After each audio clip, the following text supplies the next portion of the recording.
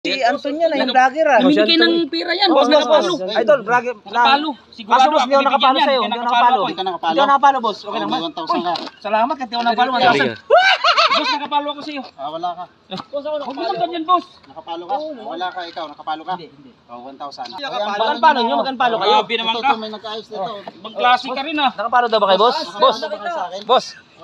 Nakapalo ka? Wala. Walang ano pala to. Nakapalo ka, boss, sa Pugi. Nakapalo daw. Wala. Ito, itong may-ari ng condominium. Itong vlogger oh. Ito may-ari ng kondo. Kung nakapalo.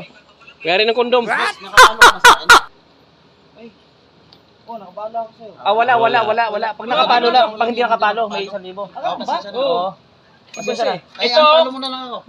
Salamat, 1,000. Kami yung matagal ng followers niya, hindi kami binibigyan ng tag 1,000. Ilan palo? Yung hindi nakapalo sa kanya, binibigyan ng 1,000.